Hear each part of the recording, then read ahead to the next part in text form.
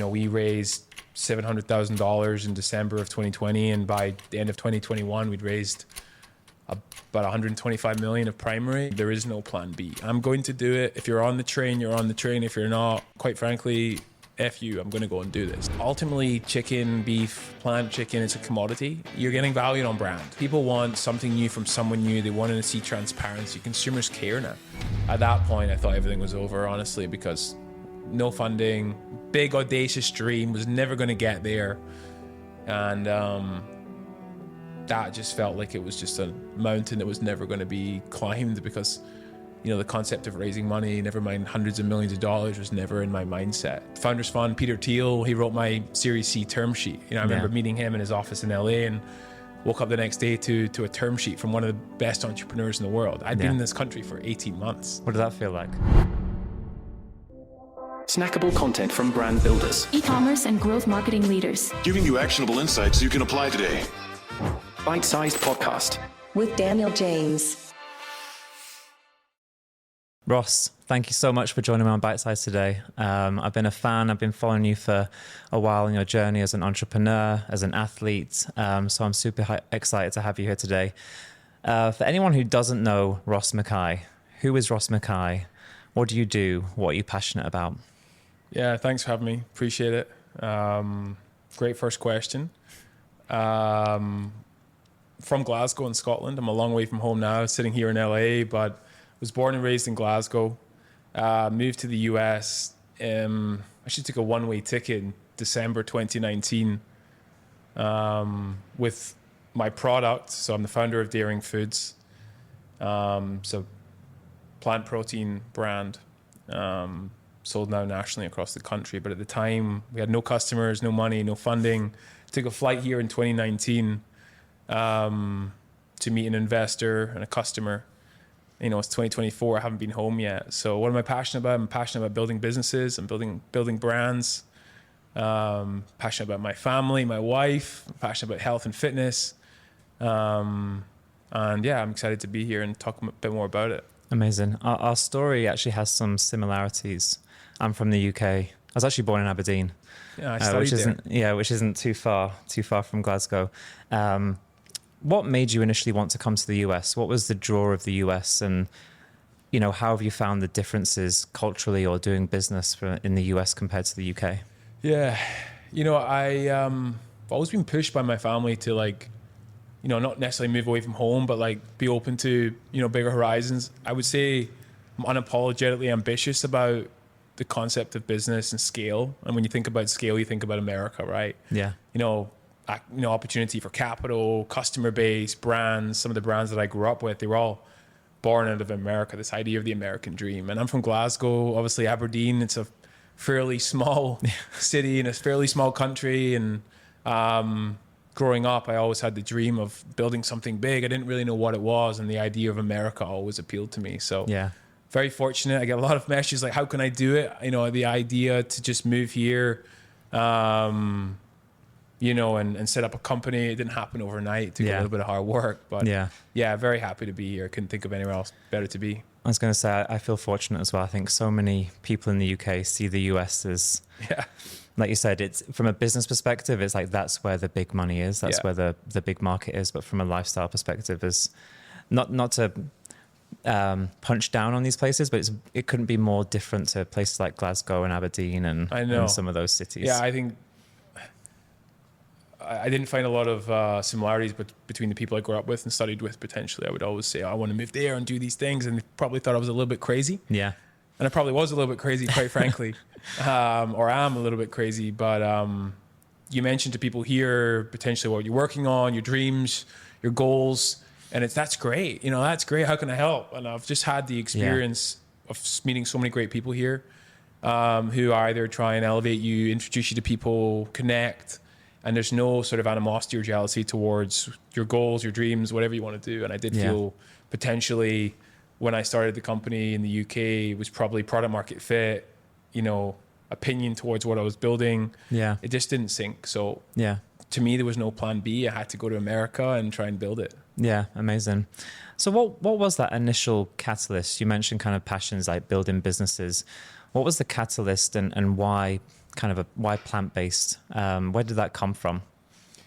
Yeah, I kind of go back to, my early childhood. My father was an entrepreneur. I've always been inspired by what he built and always been kind of pushed towards doing something for myself.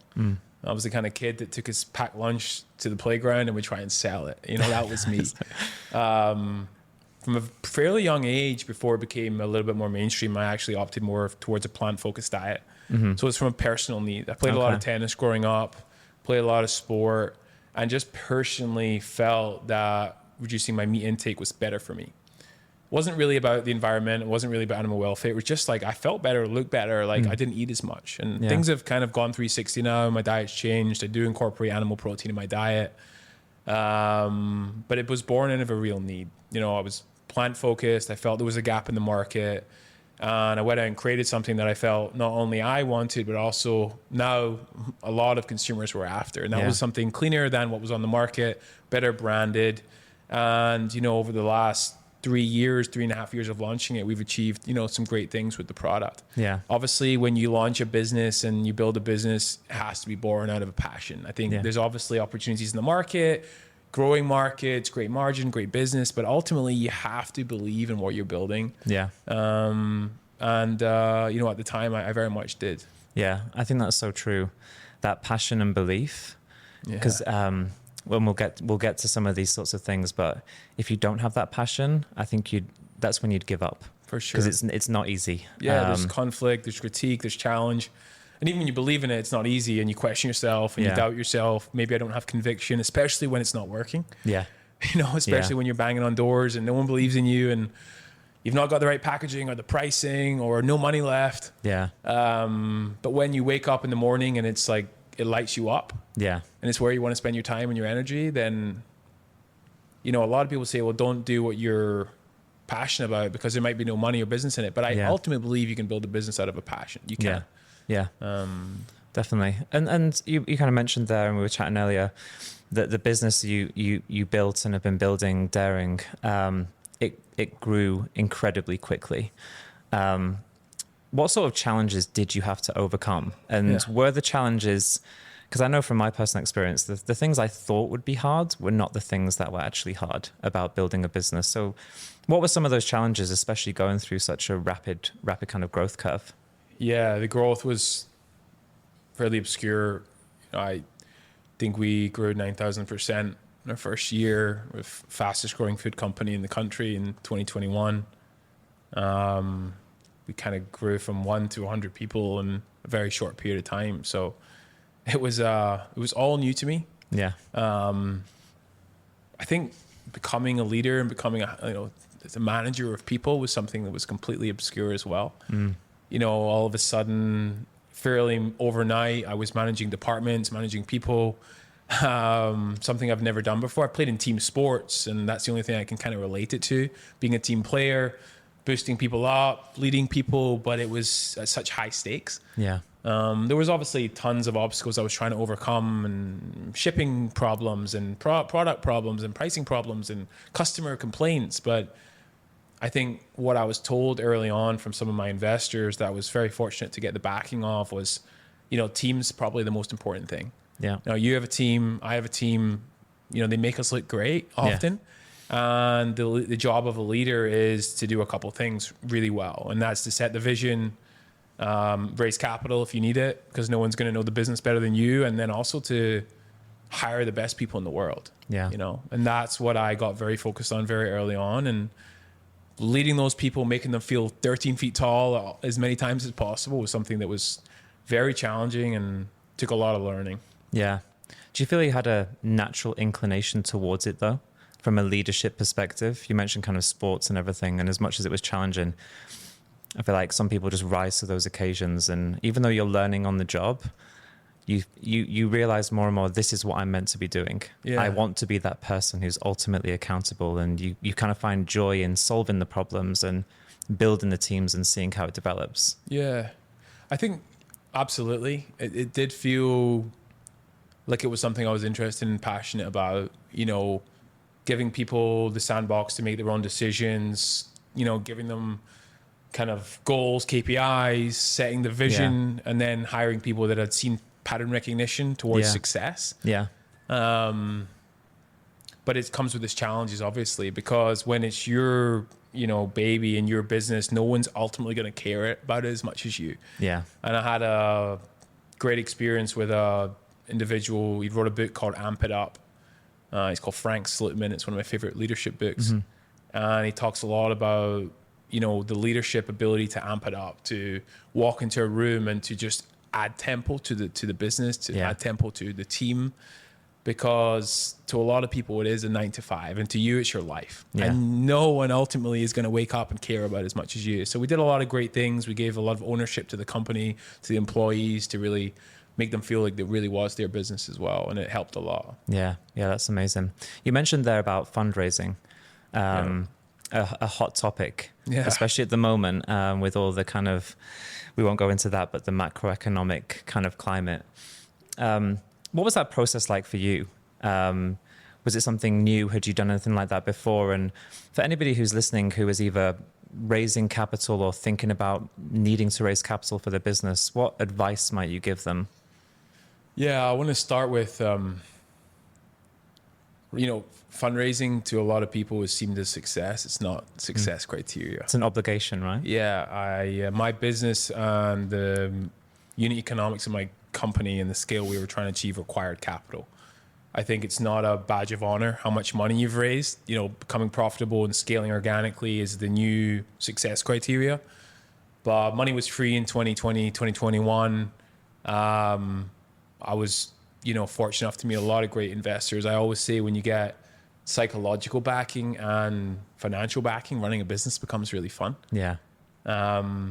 We raised $700,000 in December of 2020, and by the end of 2021, we'd raised about 125 million of primary and a whole lot more that we haven't talked about. Yeah. From some of the best investors in the world.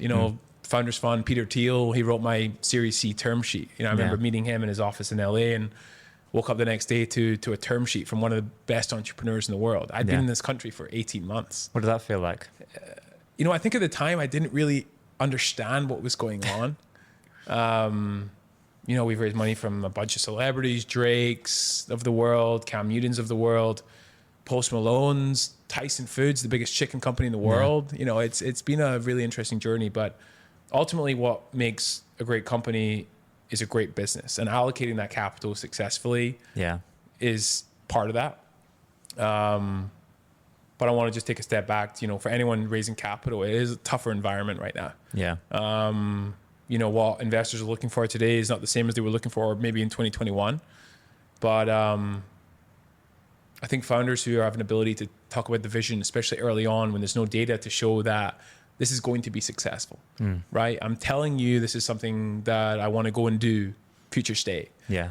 Whereas later on in the business, it becomes about what you've done, the data, the growth rate, et cetera. Yeah. But I felt like the common feedback between most of my investors was, we're making a bet on you and your ability to go and execute on this vision. So very exciting journey. Yeah. Hopefully no more fundraising after this, but I definitely was fortunate enough to meet some great investors and partner with some great people. Yeah. I think you made a couple of really key comments in that is like, I've done some small amount of like DTC angel investing and stuff like that, but you hear it from investors all the time.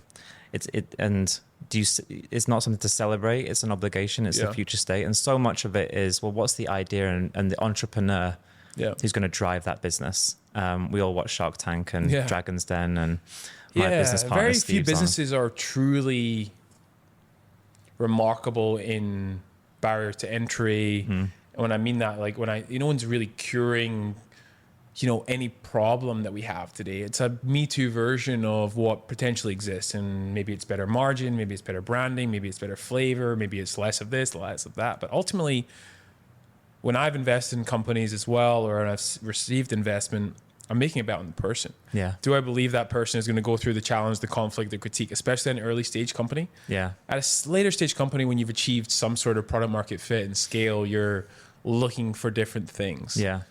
But I imagine a lot of the viewership here is early on in their journey. They're looking for those angel checks, those friends and family angel rounds. So yes, you need to have your business model. But it's all a what if scenario. Yeah. You know, and that business plan is as good as the paper you wrote it on ultimately. But I think the ability to sell yourself and sell the business is probably the highest success factor in raising that first round of capital. Yeah, exactly. And that circles back to what you're saying about having passion about what you're building. Yeah. You know, I think that people can tell that you have a passion for the business. Yeah, thought leadership, just truly like knowing what you're talking about and caring so much about it. You can see it. Consumers can see it, investors can see it, customers can see it. Yeah, definitely. Marketing. This is an entrepreneur marketing brand building podcast. So what's your philosophy to marketing? What kind of approaches, and especially within, you know, your current the current business, Daring, notoriously difficult because you can't taste it. You can't taste an ad. So how did marketing play a role in the growth of the brand? And just what's your overall philosophy to the use of marketing to help scale a business? Yeah, great question. You know, we leaned very heavily on brand marketing. And when I say brand, it was large partnership plays. You know, I sold a product that was frozen, sold into retail, Walmart, Target. It wasn't that easy to touch, see, feel, taste. You had to go and buy it. I couldn't really ship samples because not many frozen food companies are achieving success shipping product D2C. So, you know, there was a smaller reliance on paid marketing and much more effort on sampling, popping up at events, being present at Coachella, partnering with H-Wood and Delilah and restaurants across Miami and doing food trucks. So it was a little bit more of those sort of early Red Bull days where you used to see those cars show up with cans. We did a lot more of that. It was big brand moments, big brand celebrity partnerships with the Kardashians and different events and festivals where you may go and get, you know, a chicken tender. You could also get a Daring, and we paid to be part of that. When it comes down to, you know, how my business works, a lot of the capital is invested on trade marketing. So working with retailers, operating on third-party platforms, you know, like Instacart and so on, to really drive awareness through that and advertise through that. But in the beginning, we were selling something very obscure. We had to spend a lot of money on advertising and education. We did a little bit of podcast advertising, and it was so new to us. You know, we had very little household penetration. So we were still testing and learning, but because we didn't sell online, the ability to click on something, go straight to the e-com website and make a purchase, it didn't exist for us. So we had to drive people to retailers, which is a little bit tougher at the time. But brand matters hugely. And I think today what we're seeing is important is this concept of community. People want to know how the business is being built. They want to know the founder. They want to know the founder story. They want to hear podcasts like this. And I think there's great examples of entrepreneurs that we both admire that are doing a great job of actually bringing people on the journey. So I think, you know, if future state, you know, I would do things a little bit different. You're so right. I think there's been a huge shift I've seen of, you know, it changes by vertical, especially like you said, for a food product or CPG in general, but the days of just build a store, run Facebook ads, like that arbitrage of just pure digital leverage. I think the brands of the future, and where you see brands really winning, is when it's underpinning a community and there's a reason for that product existing. And it's really about, I totally agree with you, brand marketing matters. And I think too many brands maybe deprioritize that due to, well, I can run an ad and track my direct attribution. And you couldn't even do that with the brand. So how did you, that's a big bet to kind of do that brand marketing and hope it pays off. It's very hard to measure too. You know, we do out of home campaigns all over New York. I can't really measure how that drives sales. But in my space, what we were understanding at the time was that, you know, ultimately chicken, beef, plant chicken, it's a commodity. You're getting valued on brand. There's something you can't really measure is touch and feel, and you get it, and it's part of the culture. You know, to think that my product was at Walmart, but also at Komodo in Miami, you know, that's like a cultural shift in my sort of category. It hadn't happened before. And the people that were talking about it, the places we were, it was just becoming, you know, exciting for people to actually, to think people wanted to get excited to queue up and eat plant-based chicken. It never happened before. And I think that was where we were showing up, on which menus we were showing up, who was talking about us. which parties we were serving at, whether it be the Met Gala or the Golden Globes, or it was always on the menu and it was always there. So it happened in drinks, happened in alcohol with the Casamigas of the world and Bacardis and the Red Bulls, but it never really happened in food, especially not frozen food. Yeah. So we felt like that was going to add, you know, value to our business in a way that was almost hard to measure, but it was very successful for us. Yeah. Do you think first mover advantage plays a part? Definitely. I think we were fortunate enough. There was 2 businesses in our space that spent a lot of money educating consumers on why potentially plant-based meat needed to exist beyond meat and impossible foods. They both created $10 billion market caps, raised billions of dollars, and educated the retail buyer and the consumer that this was potentially a better option. We could kind of ride on the tailcoats and do something better. And I think a lot of entrepreneurs, when they're starting the company, you don't really always want to be first because it can be very expensive to create a category. Yeah. Especially in retail, when you're selling to a, you know, I think whether it be a Whole Foods or a Tesco's or a Boots or a Walmart, to go and educate that buyer on why this needs to be a category and them to take a risk on something with no data is very hard. For me, I was kind of second or third and could kind of, you know, show them that, yes, it works, but here's why there needs to be a better option. Yeah. I think being number 2 and 3 is okay. Yeah. You know, I do. But early mover advantage within my category specifically was a retail game. We had a lot. We have 17,000 retailers, 50,000 locations across the country. Yeah. And it's kind of like presence now. And to take that off is very hard. Yeah. Yeah, that makes sense.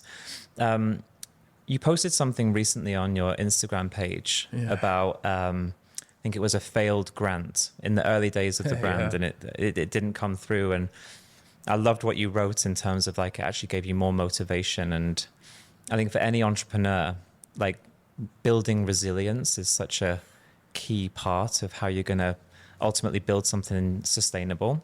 Yeah. How did you deal with those sorts of setbacks, and just how do you deal with setbacks in business in general? And what advice would you give, you know, any entrepreneur? Because if there's one thing we know, it's building resilience, and setbacks is kind of a must. Yeah, I've got a little bit of goosebumps thinking about that. Actually, I did. I got applied for a grant, £25,000, 2019, I think it was, and we weren't successful. And maybe that was the pitch, my product, whatever it was. There's no hard feelings about that, but I think the reason I posted it was that exact reason, to show the next founder of the next business, whether it be in Glasgow or in LA or wherever, that you're going to get probably a few no's before you get a few yeses. Yeah. At the time, it made me very upset, and it made me very much doubt my ability to execute on the mission and the plan. I talked to a few founders and they say the same. The first no's are the hardest. Now I'm Kevlar. Honestly, I got told 10 no's today. I'm still going to do it. But, you know, I definitely think that the ability to sort of operate under this assumption there is no plan B. I'm going to do it. If you're on the train, you're on the train. If you're not, I'm quite frankly, F you, I'm going to go and do this. Yeah. And I did operate with a chip on my shoulder for a long time. I think a lot of people will say, oh, don't worry about, for me personally, I built this thing with a chip on my shoulder. I had no's throughout the process of building the business. Family members would tell me you're crazy. Yeah. And it did give me a little bit of motivation. I think that's okay, because, you know, if you hear yes all the time, everyone tells you you're great, you probably start believing your own BS. Yeah. And I think that can be a dangerous thing. So, you know, I'm sure you've heard no a million times, that's never going to work. You can't do this. But again, it goes back to the passion, belief in the business. You do need people you need to be malleable. You need to listen to these no's. You need to identify why they said no, if it made sense. Because ultimately, you know, everything has holes that needs, you know, you need to pick holes in the business. Yeah. But that money would have done us a lot of good. We nearly sold a lot of the company for pennies on the dollar back then, and for a long time I didn't think it was going to work. But it was a very interesting time, and you know, I don't think plant-based meat in Scotland even 2024 exists. So no, I'm glad I didn't stay there. I would be hugely surprised if it does. Yeah. All love to my Scottish listeners. Yeah, I mean, beef and salmon and whiskey. It's probably a lot of good restaurants, but not a lot of good plant-based meat. No, agreed. It's interesting, just kind of, like you said, reflecting on even my own journey. I think entrepreneurship is this delicate balance between huge self-belief and some level of self-doubt. And I think it's often like you said, a chip on your shoulder. When you get those no's, it's not like it doesn't impact you, but there's a desire to, well, I'm going to prove that I can make this successful. You know, it's almost like you said, you have to learn, but it's you want to prove those no's that they were wrong and that you're going to make it work. Yeah, it's like played rugby or tennis growing up. If I lost that team the month before or the year before, it was like, never again. Yeah. You know? Yeah. Never again will we have that feeling. And, I tried to have a few less no's nowadays, but starting something again from scratch, you know, whether it be today or in the future, I'm sure I'll experience more of those, but hopefully a little bit less. And, you know, refine the business model, refine the plan, and continue to operate with just kind of a tenacity that doesn't really matter what other people think. You know, I think that's going to be important. Yeah, exactly. Agreed. I'll touch upon prioritization. You actually mentioned a book about that, and I'm a big prioritization, how to structure my days and everything else. But I think for founders and entrepreneurs, there's so much, especially early days, maybe not knowing exactly what should I be doing, where should I be focusing my time in trying to build a business. You know, what advice again would you give in terms of what to prioritize your efforts on as a kind of early stage founder? Yeah, I think it depends on what you're building. I'll start with that. If it's a physical product, if it's a, you know, food product, for example, or drinks or something tangible, consumer good, not necessarily online SaaS or tech focused, but I'm talking from a physical product. I think the manufacturing is always going to be super important. Yeah. Which I'll touch on. I think the brand is going to be super important. The channel strategy, where you want to sell it. But I think a lot of people will focus on this concept of brand. They'll get their branding nailed and they'll get the product mocked up. But where are you going to manufacture it? How much is it going to cost? How much are you going to sell it for? Does the business fundamentals make sense? And you know, my wife's starting a company in the hair care space. She's great with brand. She's great with creative, visually phenomenal. But I kept pushing her back, like, let's source the manufacturing. Let's make sure they can produce the product at what price. And then we can worry about that. A lot of people design something, the product will change. I have to go back and redesign the product. Yeah. The packaging, the branding, the name, for example. So I would focus on manufacturing, supply chain operations first. Yeah. Make sure financially it makes sense. Then build a brand after that, and then focus on the route to market. Where am I going to sell it? Amazon, on my own website. I'm going to sell it through a distributor, etc. Those three things, I think, probably become the most important. Yes, of course, access to capital, hiring, and so on. But I wouldn't get too far ahead of yourself. 30, 60, 90 days kind of feel right for me. I like to operate in sprints. Yeah. Obviously, as the business has grown now to a pretty big team, we operate a little bit further out. I know these fashion brands, they operate years out sometimes, but I think very early on, it's hard to really worry about what's going to happen next year. Yeah. But find someone that can make your product. Build that relationship. If you have to go and visit them, go and visit them. I think a lot of people talk about sampling and cost of that, but just building that relationship with the manufacturers, that ultimately, if you're not manufacturing yourself, it's going to be your holy grail. Yeah. I think the really key point there is the economics. Yeah. You can have a great looking brand, a great idea, but if the economics don't make sense, you're really starting from a difficult point. And running an agency that does marketing for brands, it's pretty cut and dry. Yeah. Like great marketing, if there's no margin availability, you can't outmarket bad economics of a brand. No, you're going to be very reliant on capital. When you're talking to a founder that's raised a lot of money to support potentially bad unit economics over a short period of time. Some businesses need scale to create that margin expansion, right? Yeah. But as long as there's line of sight to it, you're not just joining the dots, there's real visibility, then you can get away with it over a shorter period of time. But, focus on creating a great company. Yeah. The rest should fall into place. And I think a great company starts with great business fundamentals. Yeah. How much am I going to make it for? How much am I going to sell it for? How much does it cost me to run the company? And if those things can marry up, yes, you can start to spend a little bit more money here and there on marketing, brand, influencer, team, whatever it may be. But make sure that without capital and without the reliance of capital in today's market, the business is self-sufficient. Yeah, exactly. I love that. Kind of touched upon it there, but, you know, building a company, by definition, company, group of people, obviously financially it needs to make money and be profitable and be able to kind of scale and grow. But it's so much more than that. And we kind of mentioned at the beginning, it's about your team, it's the culture. What's been your approach to how you look to develop culture, and what advice, again, would you give other people who are maybe in the earlier stages when it's like maybe got 5 people, 10 people, but as that grows, how do you maintain that culture? Because it gets more difficult to kind of make sure that that culture is being maintained or even improved upon as the team grows. Yeah, it makes me think a lot. And I think there's like a pretty way to answer this, and then there's the real way. Let's go the real way. The culture needs to start with you as the founder and the creator of the business. And as you hire more people and you almost rely on those individuals early on in the company so much to believe in you, you start to get a little bit too malleable into their ways of working. And I'll say this because, you know, we've, you know, definitely turned over a few staff members in our time, whether they've left or I've had to let them go. But I have felt one of my only regrets was changing my vision to support their ways of working. Or else you expect too much, you know, you are operating a certain way, but like ultimately when you lose that, you lose your culture. Yeah.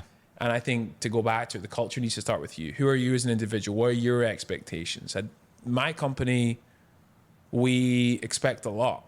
I expect, you know, the concept of hard work, I hate that word, but like you're going to give it your all. And in turn, you know, hopefully we can change your position in life. But I think you need to identify what kind of company you want very early on, and don't be afraid of that. Yeah. You know, there's books and founders of, you know, the founders of Netflix and Amazon, or there's companies that are a little bit more friendly. You bring your dog to work, you take 4-hour lunch breaks, and you do what you want, and it's all soft and fluffy. And that works for other people too. There's no right or wrong. But given where I'd come from, and I would say my personal journey to get here and launch the company, I didn't want to create a culture that accepted average. Yeah. And I asked for the most people could give, and I think it doesn't always work, especially, you know, necessarily in LA where, you know, cultures are a little bit different. But don't lose sight of that despite who you hire. And I think hiring is a really important skill for any founder. When you achieve that skill, to get advice on, get coaching on. Yeah. You know, I always say, hire slow, fire fast. Yeah. Take your time hiring, do your reference checks. People are very good over 30-minute interviews. But how are they when they're 1 year in, 16 months in, the business is not always on the straight track. Yeah. But if it doesn't feel right, it probably isn't right. So make decisions quickly, rip the Band-Aid off, and just, you know, continue. Yeah, I agree. What do you look for then in team members or partners, or when you're kind of building teams or establishing partnerships? What type of person are you looking for? Yeah, I think very early on, it's always interesting when you create partnerships or co-found companies with people. It's kind of a flip of a coin. You be the CEO, I'll be the CEO. That sounds great, you know? But a little bit more experience now, I try and pull together different skill sets depending on the category, depending on the product and the mission. Yeah. You know, I'm very business development focused, fundraising, sales focused. I have very little experience in other aspects of companies. So I'll try and tie those people together. Yeah. Identify the problems, the gaps, and bring them in. I always ask one question. I'll give it away here. I've never done it before, but my favorite interview question is, if you were to get the job today, we started tomorrow, and in 3 months you left, what went wrong? Okay. And you'll notice that people will start to tell you what they don't like. And if that doesn't work for you, you'll quickly learn that they're not right for the company, or they're very right. Yeah. Oh, I won't like if you start calling me at 4:59 because I clocked off at 4:58. You know, it's not going to work in a startup. Yeah, yeah. You know? Yeah. And I think that's a question that I very quickly identify people if they're going to work for my business. Yeah, that's a great question. Yeah, you I'm can have to use it. that one. Yeah. I've made a note of that. It's hard one. for people to say, "Oh, I'm never going to leave." It'll be, everything's. No, they have to tell you the truth. Yeah, no, that's a great one, definitely. Fitness, moving angles just quickly on this, but fitness is obviously a huge part of your life. What was the kind of starting point at why fitness, and was it something you did at school, and now moving through being a busy entrepreneur and founder, how do you balance the requirements and demands of running a big company and being an entrepreneur as well as fitness? And also, as somebody who also is very much into fitness, what do you feel the crossover benefits are from fitness into business? For the most part, I've always enjoyed throwing a ball around or playing tennis or moving, whatever it may be. So sports definitely been a passion of mine for a long time. I think the benefits of just moving your body are more than just in business or just super important for health and well-being, mental state, whatever it may be. But for me personally, training and fitness, whether it be running or high rocks or whatever we were talking about earlier, plays a big role in just the ability for me to operate at scale and operate at a high level. Yeah. I think the stress of, doing a very hard workout, you start to learn, look inside and see if I can get through this. There's always that final mile. I don't want to run anymore. I can't be bothered. And that happens every single day, every single minute in business. Like we talked about that challenge. And I think if you can just stress yourself in very small amounts every single day, it will compound very quickly. Yeah. Recovery's become a big part of my life. I think 2023, 2022, even before that with COVID, I hate talking about it, but people started to look at their health a little bit more, and training, but also recovering starts to become a big factor in my life. So last year, I started to educate myself a little bit on recovery, heat, salt, cold. You saw that trend probably all over Twitter, and that's been a big part of my life too. So that side has also become, I think, a big benefit to my ability to operate a business.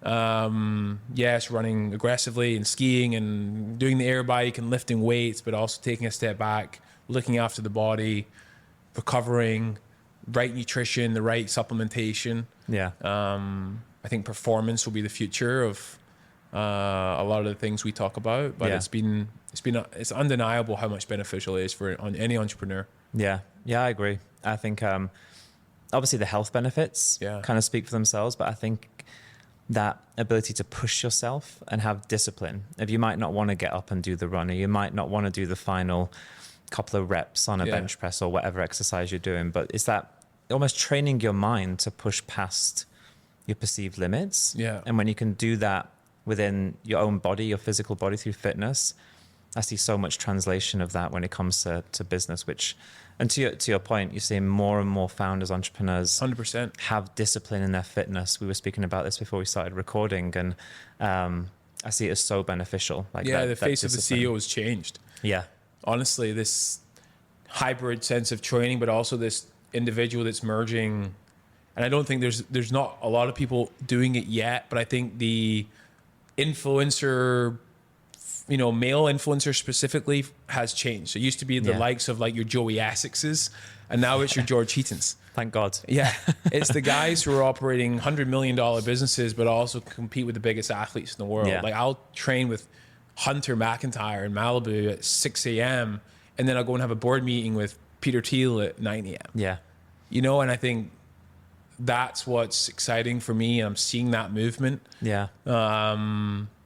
And I think, just to go back to it, the face of the successful male entrepreneur used to be this struggle of like no time to train, quick takeaway meals, not looking after your body. But I would sacrifice that for looking after myself. Yeah.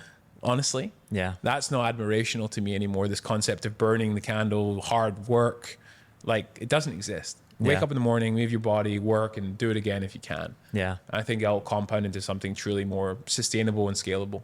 Yeah. Yeah, I think it's been a much needed and amazing shift in just what does an entrepreneur look like? Yeah. To your point, it doesn't have to be glued to your desk, sacrificing health, sacrificing your relationships. No. All that's going to do is lead you to being miserable, which doesn't help you in your business life. No. And I love that shift. And I think the other thing with that is it kind of crosses over into another kind of thought I wanted to get your take on of, these brands where it's not just the physical product, it's the community. Yeah. We touched upon this earlier. What's your take on that? Like, that is definitely happening more. Do you think the brands of the future are going to be more like that, where the founder is very visible and it's built around these communities? And how can you maybe elicit that if you're a founder listening to this now, wanting to build more of a community around your brand or product? Yeah, I definitely think that is the future. The sort of tiered approach to influencer starts with probably yourself, and documenting the process. See big brands now leaning away from certain types of marketing and focusing on other types of marketing. And brands that I buy today are largely down to who's behind it. Yeah. I believe in them. I trust them. I've seen the process a little bit more. It's something I'm trying to do now more. Launching a YouTube is completely obscure to me. It's the hardest thing I've actually ever done. It's harder than launching my company because it's so new, but I'm trying to bring people on the journey. I achieved 9-figure revenue, growth, fundraising, but never showed people the journey. I posted a few pictures. I didn't really do it, and I regret it. But I think people want something new from someone new. They want to see transparency. Consumers care now. Yeah. Consumers want to know what the journey was like for you to go to that factory, make that t-shirt, borrow money from your dad and mom, and fall out with your friends and launch the company and launch another t-shirt and fail and succeed. And it's just exciting. It's just the future for me. And I think that, any founder today that is launching a company should pick up a camera and talk about it. Yeah. Because one day it will make sense. Yeah. One day it will make a lot of sense. I watched the documentary of Kanye West back in the days, and building his music, and it's just remarkable because looking back, it probably wouldn't have made sense, but now it does. So there's founders in this space, obviously George, and doing a remarkable job of bringing people on the journey and just showing the transparency about the struggles and the highs and the lows, and hopefully shedding some information on how to build a company, because there is a playbook and you can take snippets of it, but you ultimately got to do it your own way. Yeah. 100% agree. George, love the brand. I think the way he's building it is, I don't think it's super easy to replicate, because I think, it requires a lot of effort and that natural ability. But I think for the founders, it's being vulnerable. Yeah. And it's being willing to kind of like put yourself out there. But I think people want that. The modern kind of consumer wants that. They want to know, what's this brand about more than just the product that I'm buying? And I have the same regret as you. I didn't document anything from my earlier days of launching a business, and I really regret that. I talk about it, but I think having more documentation would have been not just good for me, but other people now kind of like in that phase of their journey, hopefully give them, motivational support or whatever it might be to kind of continue on their path. Yeah, no, I think, whatever I do after this, there'll definitely be more cameras involved and more process driven, and making sure I share a lot of that. But I agree, if I think about what I buy day to day, most of the brands that I'm spending my money on it's less and more deep on founders that I believe in and actually want to support. Yeah. Most products are relatively similar. Yeah. It's the brand and the people behind them and the culture and the community and the run clubs, and these are the people I want to support. And I think that trend is only going to get, more common. Yeah, agreed. I got these two questions actually when I had, I think a mutual friend of ours, Charlie from Humantra, on the podcast. And he said that they were the two questions he loves to ask every entrepreneur. So thank you, Charlie. I've stolen them for Bite Size. The first one is, what is the thing that gives you the most joy? One thing. I think the answer will change in the next few weeks, as I'm about to have a baby girl in a few weeks, and I think that could be the answer. But the thing that gives me the most joy today is building with people. I love the process of building with people, like-minded people, sharing experiences and winning together. I think there's no better feeling. Yeah. When I think about building Daring, and I think about, for example, my relationship with my wife, I met her before it was even called Daring, and I was telling her the idea, and having that ability to share it with her, talk about it, sharing it with friends, and actually building something with people, it's fun, you know. Yeah. Like I say, that psychological backing and like winning together is just, there's no better feeling. I think that gives me the most joy. Yeah, amazing. Congratulations on the Thank baby you. girl. I have a 13-year-old daughter. Wow, you look way So- too young to have a 13. I appreciate that. So if you, I'd say come to me for any tips. Any tips? Yeah. I'll see We what I talked can about. do. I'm learning how to use my hands now, as I'll have a daughter soon. So I'm learning boxing. And, Yeah, exactly. Yeah, it's picking up. Yeah, well, it's a must. We'll get you down to the boxing gym. Love that response, by the way. I think building with people and seeing how that elevates other people is so rewarding as a founder. I think, and I know I'm hijacking your questions here, but you operate in such silos when you're an entrepreneur. If Yeah. you're not, even if you have a co-founder or a team, there's very, very few people have the conviction to just go it themselves. Yeah. And still today, hundreds of times a day, I question my decisions. Should I do this? Is this right? You know, and I bounce things off of very few select people. Ultimately, you're the one who has to make the decision, execute on the decision. But my answer is sort of relates to the ability to just work closely with those people, with that network, ask them questions, get their advice, have them poke holes in it, and then hopefully execute on it and bring them on that journey. Yeah. It's such a lonely journey, launching a Yeah. company. It's so glorified, entrepreneurialism. Yep. Oh, it's so cool. You live in LA and it's great, but like, it is a lonely journey. Yeah. Even when you've reached some sort of, it's not finite, but when you've reached some sort of success with your business.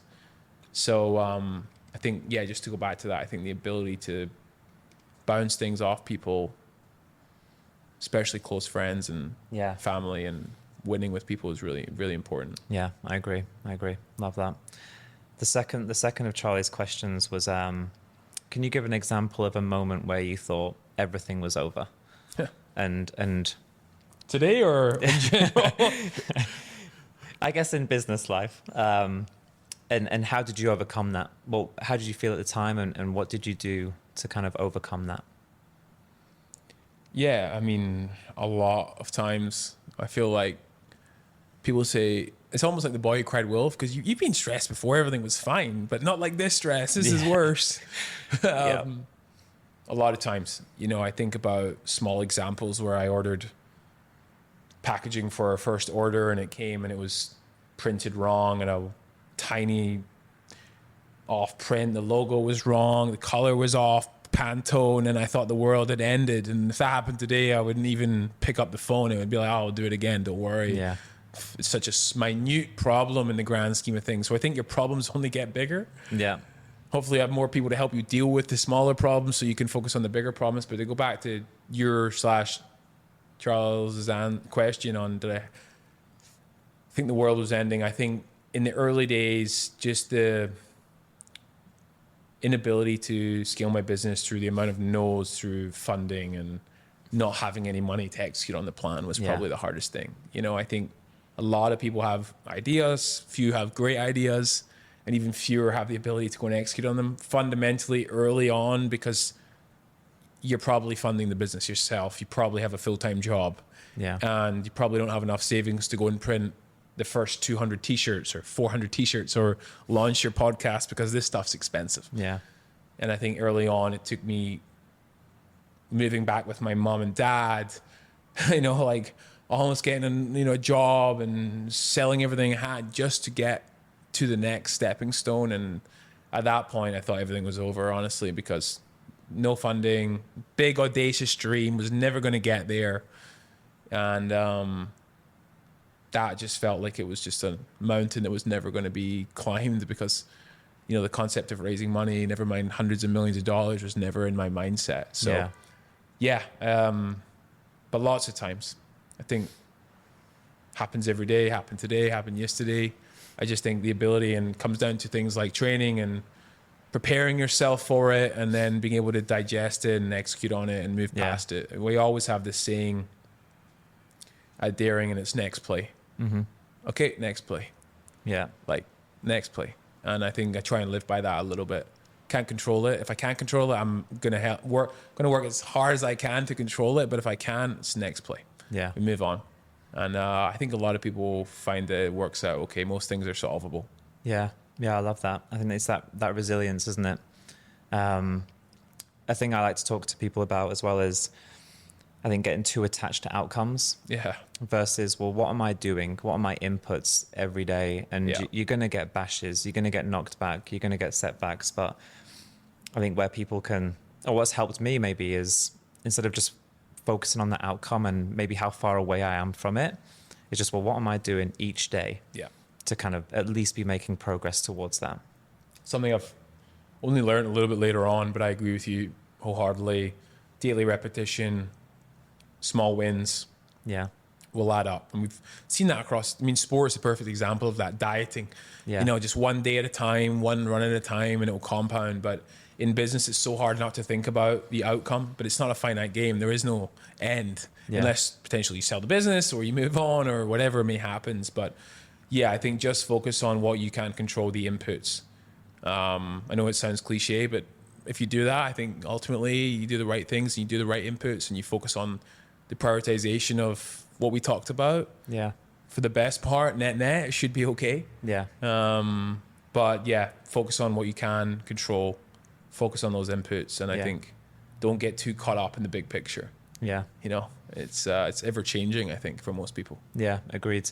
You kind of mentioned this a little bit about how entrepreneurship has been glamorized and people's concept of success, whether that's I raise money, that's a success, or success is having a Lamborghini or whatever it might be. Yeah. What does success mean to you? I have different forms of success, honestly. Yeah, I think within business, I take a lot of satisfaction on hiring great team members and doing right by them. Seeing them buy a home, and it's because of something I started. That's kind of crazy to me. I had a message from a recent employee that moved out of a mom's house and was able to buy a home because they worked for a company for a number of years. They had stock options and very successful. And it just was like, wow. I did that. Yeah. We did that, Yeah. That to me is just to think in 2019, we didn't have $5 to rub together and no one wanted to buy my product. And now there's something we've built has changed someone's life, and hopefully tens of dozens of other people in the company will also achieve something like that. But that makes me really happy because they give me their all, and I'll hopefully do something right by them. I think family, obviously we touched about that. Training, very few things. I'm a man of routine, but work, family, and fitness seem to be the three pillars I lean on the most. And less is more for me, but I take a lot of satisfaction on building things. I feel like I'll do this 100 times, honestly. Yeah. I love that response. That must be crazy to know that you've changed people's lives in that way through your business. Yeah. It's so rewarding. It's super fun. It's super cool. I'm sure you've experienced things similar, but in the beginning, you almost selling people to come and join you on the mission. You're like, trust me, it will work out. I definitely remember those days. Don't worry, it will work out. And I actually talked to Charles, and he was hiring some of his team, and he was like, how do I think about it? Some of the questions, and you are almost like thankful they join you. Now it's a little bit more, we have an HR department, a recruitment department, and it's a little bit more robotic. Yeah. If it's not sort of executive level, but in the early days, you are almost like pleading with people to come and join you. And those early people who believe in you when it's not obvious. I always say that, like the non-normal people, when it's not a non-obvious idea, it's not right yet, it's not ripe, and they take that bet, they deserve to do really well. And that gives me a lot of satisfaction, seeing people succeed through an idea that you've created, and seeing something that's you've created in someone's home and touch it and feel it and taste it. And hopefully they enjoy it and it benefits their life. It's a pretty cool feeling. Yeah, love that. Ross, we've covered so much. Yeah. It's been great kind of talking through your journey and just your mindset, your philosophy. I think that's there's tactics, but I think so beneficial to people, especially listening to this, is just what goes into it. What's the mindset? How do you approach things from a philosophical standpoint? So I really appreciate you coming on and talking with such candor and vulnerability about your journey and everything. So thank you for that. What does the future for Ross look like? I've been fortunate enough to, build Daring to a place where I feel like, we've done a lot of great work. Like I said, we're in from Starbucks to Air One to, just about every retailer in the country. We've done something pretty great. We've turned a very obscure idea into something very mainstream, and proud of the work we've done, proud of the team we've built, proud of the brand we've built. Hopefully it lives on forever. If we land that plane at some point, we have a responsibility to our investors to at some point return capital and sell the company or other. Following that, a bunch of ideas, something more close to home, focused on fitness and health and incubating businesses. I fortunate enough to advise and invest in a few companies. Yeah. Takes up a very small amount of my time, but a little bit more time on that. Over the course of running Daring, I've seen opportunities and ideas and can take some of my learnings into those potentially. But one thing will stay true is, health and fitness, consumer space, partnering with great people, and building great brands. I love creating brands. So that's it for me. Got a lot of work to do with Daring, got to finish the job, land the plane, and I'm sure something's coming very soon. Amazing. Love that. Well, I can't wait to see what you do next. And again, thank you so much for being on the podcast. We were just talking earlier before we started recording as well. I'm going to come and join some of these. I'm setting myself up here for absolute torture and pain. You're in LA Marathon, so I think I'm on the fence about it. We'll see. I won't see it live here, but whenever you're welcome, come through. We've got a gym at home. We've got a sauna, ice bath, and we're always out running. Me, Alex, whoever, some of the boys. There's a great crew. Yeah. You talked about building business. Trading with people, like-minded people is also super rewarding. So I know where you are now, so we'll get a run in this week. We definitely will. Thank you so much, Thanks. Ross. Appreciate your time.